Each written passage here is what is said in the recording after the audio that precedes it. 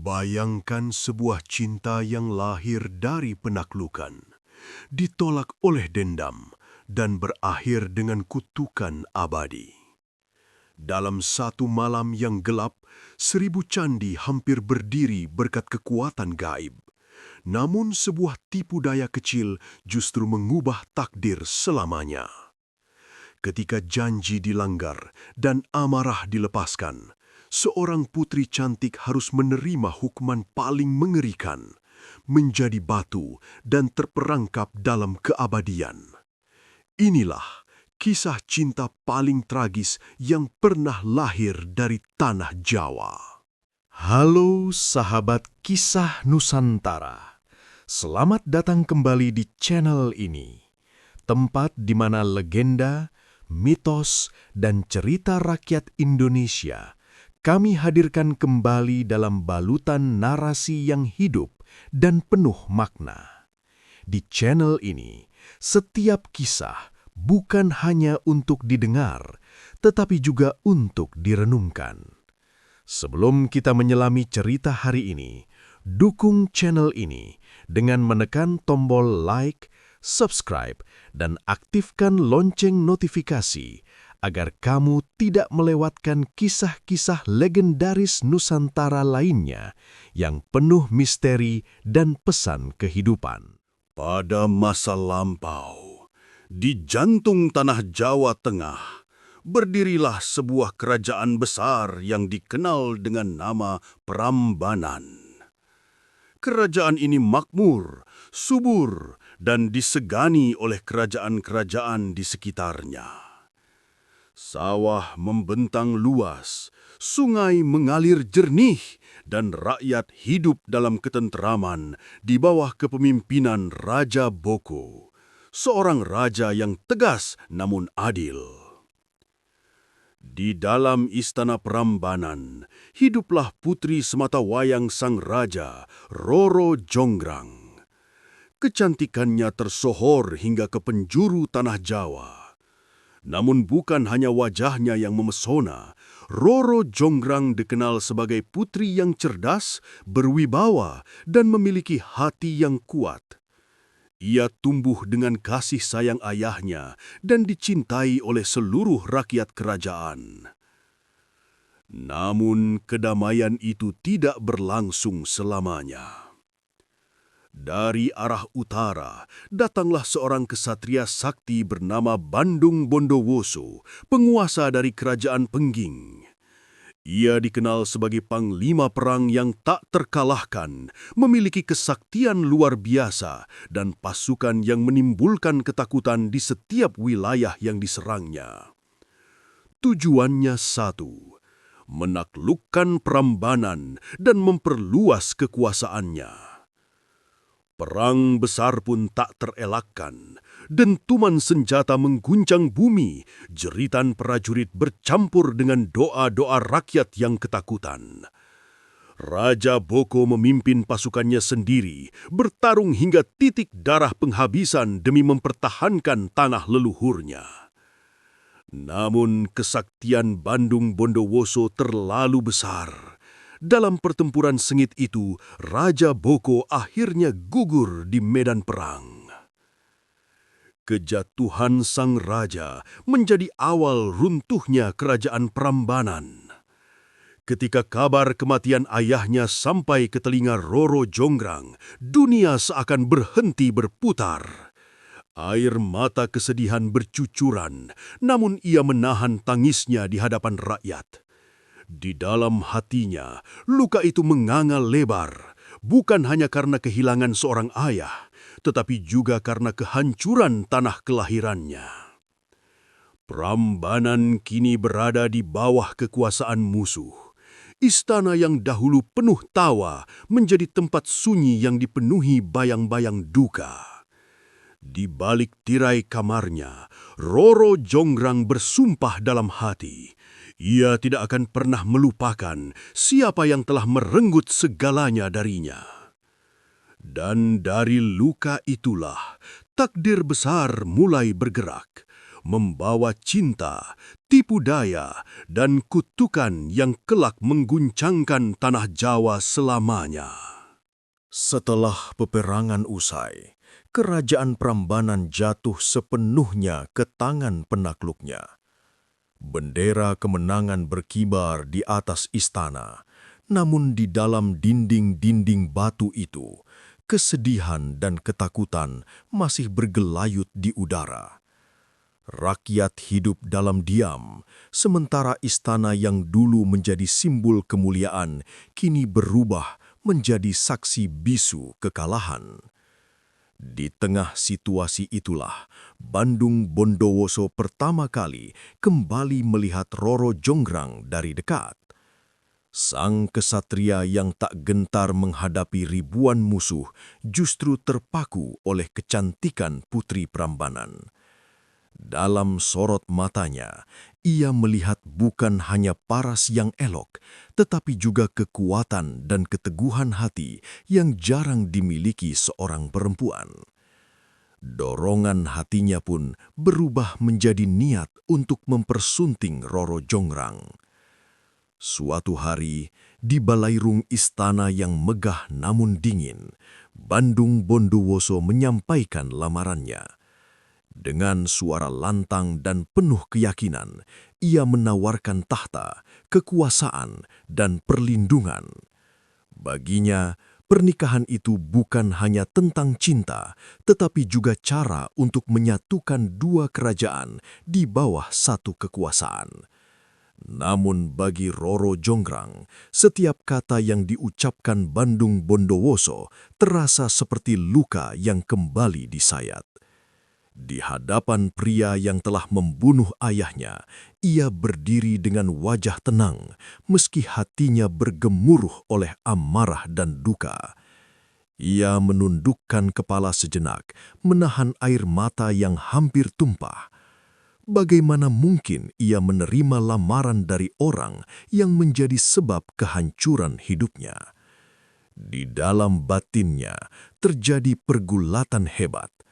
Menolak secara terang-terangan bisa membawa malapetaka bagi dirinya dan rakyat Prambanan. Namun menerima lamaran itu berarti mengkhianati darah dan kenangan ayahnya sendiri. Roro Jonggrang memilih jalan yang paling berbahaya, berpura-pura patuh sambil menyusun rencana.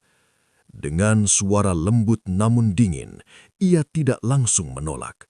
Ia meminta waktu, menyembunyikan kebencian di balik senyum tipis dan menanamkan harapan palsu di hati Bandung Bondowoso.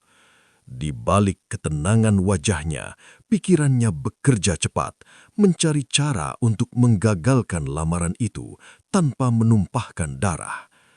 Malam demi malam ia lewati dengan doa dan kegelisahan. Kesedihan berubah menjadi tekad.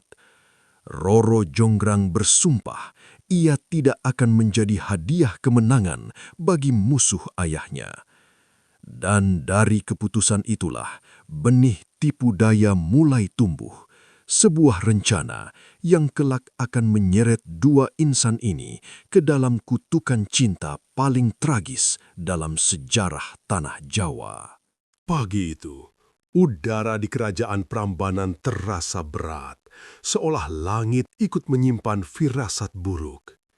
Di balairung istana, para bangsawan dan prajurit berkumpul ketika Roro Jonggrang akhirnya menyampaikan keputusannya. Wajahnya tampak tenang, namun di balik sorot matanya tersimpan tekad yang dingin dan penuh perhitungan.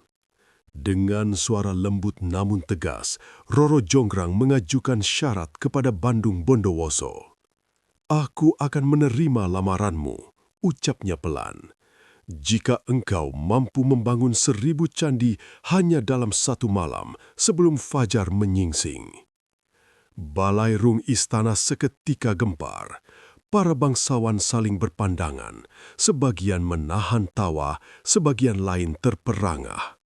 Tak seorang pun percaya syarat itu bisa dipenuhi oleh manusia manapun. Roro Jonggrang yakin inilah cara paling aman untuk menolak tanpa menantang kekuasaan sang penakluk. Namun yang terjadi justru di luar dugaan.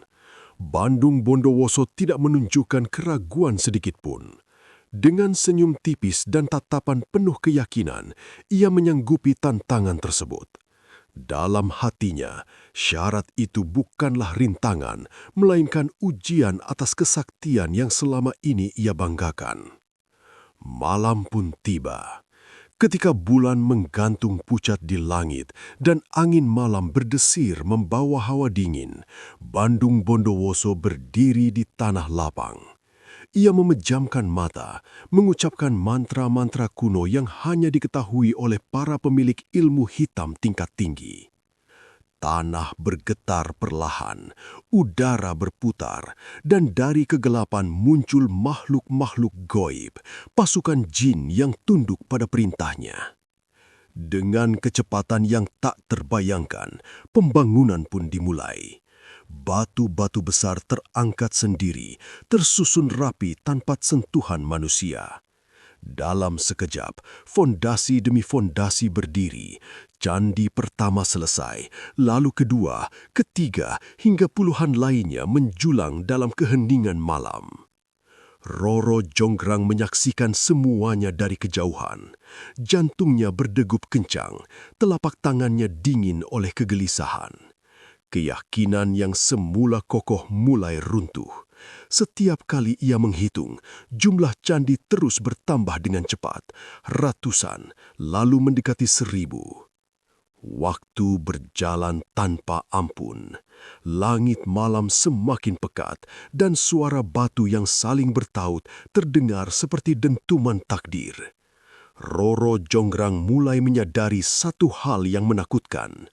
Syarat yang ia ciptakan sendiri hampir terpenuhi.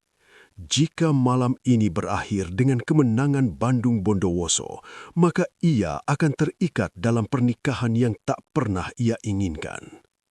Di tengah kepanikan itu, pikirannya kembali bekerja. Ia menolak menyerah pada nasib. Sementara itu, Bandung Bondowoso berdiri dengan penuh kepuasan, menyaksikan pasukan jin bekerja tanpa lelah. Baginya, ini bukan sekedar tugas membangun candi, tetapi pembuktian bahwa tidak ada kehendak manusia, termasuk Roro Jonggrang yang bisa menolak kekuasaannya. Ketika jumlah candi hampir mencapai 1000, jarak antara kemenangan dan kegagalan semakin tipis. Malam terasa berlari lebih cepat dan fajar seakan mengintip di balik cakrawala. Tak seorang pun menyadari, di balik kegelapan, sebuah tipu daya tengah dipersiapkan.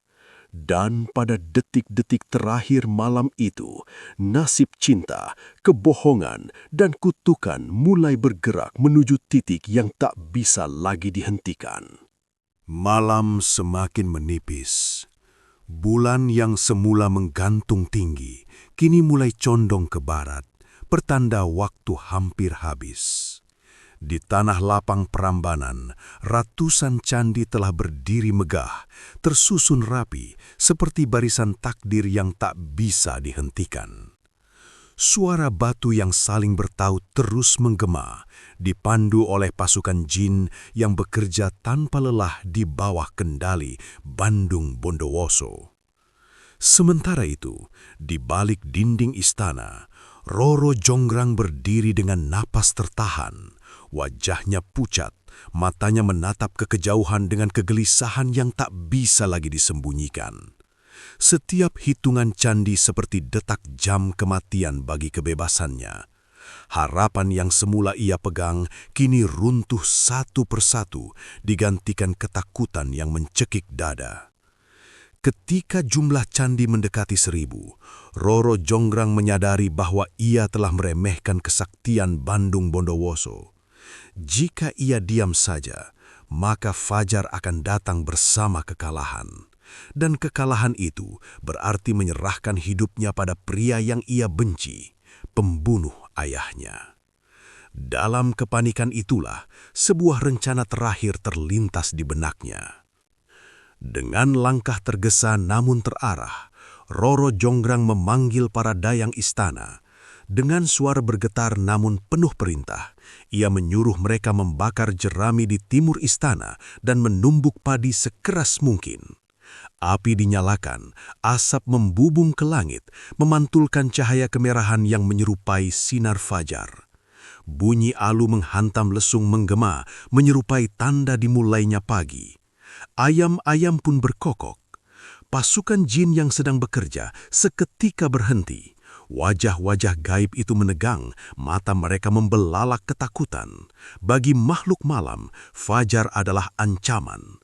Tanpa menunggu perintah, mereka berlarian meninggalkan pekerjaan, lenyap satu persatu di telan cahaya palsu. Bandung Bondowoso terkejut. Ia menengadah ke langit, melihat cahaya samar yang menyerupai pagi. Amarah mulai membara di dadanya. Ia segera menghitung hasil kerja malam itu.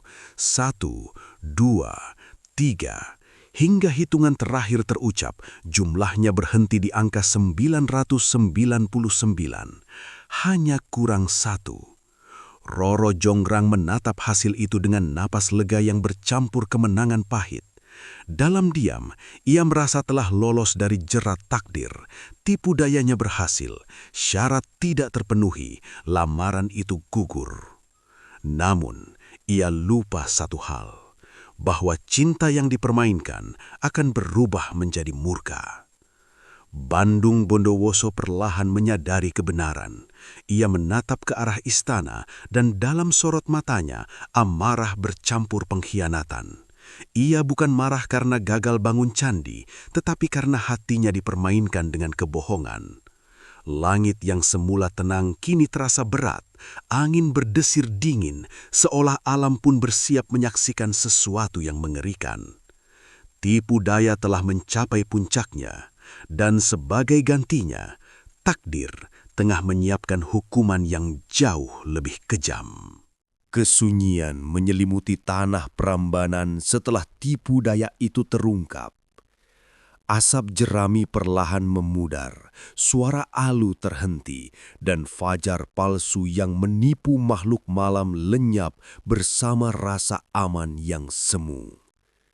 Di tengah lapangan candi, Bandung Bondowoso berdiri terpaku, menatap deretan bangunan batu yang hampir sempurna, namun tak pernah benar-benar selesai. Amarahnya bukan lagi sekadar kemarahan seorang penakluk, melainkan luka seorang pria yang merasa dikhianati. Ia menatap ke arah istana, menyadari bahwa semua ini adalah permainan licik yang dirancang dengan sengaja. Kesaktian yang selama ini ia banggakan runtuh oleh tipu daya manusia, oleh hati yang tak pernah benar-benar menerimanya. Dengan langkah berat, Bandung Bondowoso mendatangi Roro Jonggrang. Sang putri berdiri tegak, mencoba mempertahankan ketenangan, meski dadanya bergemuruh oleh ketakutan yang tak terucap. Kemenangan yang ia rasakan sesaat kini berubah menjadi firasat buruk yang menusuk batin. "Engkau menipuku," ucap Bandung Bondowoso dengan suara rendah namun bergetar oleh amarah. "Engkau mempermainkan janji dan kesetiaanku." Roro Jonggrang terdiam. Ia ingin berkata bahwa semua ini dilakukan demi kehormatan ayahnya, demi luka yang tak pernah sembuh. Namun kata-kata itu tertahan di tenggorokan. Pada detik itu, ia menyadari bahwa kebohongan, betapapun mulianya niat, tetap melahirkan kehancuran. Amarah Bandung Bondowoso mencapai puncaknya. Dengan kesaktian yang mengalir dari dalam tubuhnya, ia mengangkat tangannya dan mengucapkan kutukan yang tak bisa ditarik kembali. "Jika engkau menolak menjadi pendamping hidupku, maka jadilah engkau pelengkap terakhir dari candi yang kurang satu." Angin berputar kencang, tanah bergetar. Roro Jonggrang merasakan tubuhnya mengeras, nafasnya tertahan, dan dunia seakan membeku di sekelilingnya. Dalam sekejap, ia berubah menjadi batu, diam, dingin, dan abadi. Kutukan itu pun tergenapi. 1000 candi akhirnya lengkap, namun dengan harga yang terlalu mahal. Bandung Bondowoso berdiri terpaku, menatap arca batu yang dahulunya adalah perempuan yang ia cintai. Amarahnya mereda, digantikan kehampaan dan penyesalan yang tak terucap. Cinta yang ia kejar dengan kekuatan justru berakhir sebagai kutukan yang menghancurkan segalanya. Sejak saat itu, legenda tentang Roro Jonggrang hidup dalam bisu batu dan bayang-bayang candi. Ia menjadi pengingat abadi bahwa cinta yang lahir dari paksaan, dendam dan kebohongan hanya akan melahirkan tragedi. Dan di tanah Prambanan, kisah itu terus berbisik tentang cinta, pengkhianatan, dan kutukan yang tak pernah benar-benar berakhir. Kisah Roro Jonggrang dan Bandung Bondowoso bukan sekedar legenda tentang cinta dan kutukan, tetapi cermin tentang sifat manusia. Dari cerita ini, kita belajar bahwa cinta yang dipaksakan hanya akan melahirkan penderitaan, dan dendam yang disimpan dalam hati perlahan berubah menjadi kehancuran bagi semua pihak. Kejujuran yang diabaikan dan tipu daya yang dianggap jalan keluar justru membawa akibat yang tak dapat ditarik kembali. Legenda ini mengingatkan kita untuk memilih kebijaksanaan di atas amarah dan kejujuran di atas kepentingan sesaat. Karena setiap keputusan, sekecil apapun, akan meninggalkan jejak panjang dalam kehidupan. Terima kasih telah menyimak kisah kutukan cinta tragis Roro Jonggrang dan Bandung Bondowoso hingga akhir. Jika kamu menikmati cerita ini, jangan lupa dukung channel ini dengan menekan tombol like, subscribe, dan membagikannya kepada orang-orang terdekatmu. Dukunganmu adalah semangat bagi kami untuk terus menghadirkan kisah-kisah Nusantara yang syarat makna. Saya pamit undur diri. Sampai jumpa di video kisah Nusantara berikutnya. Tetaplah setia hingga kisah selanjutnya. Matur nuwun.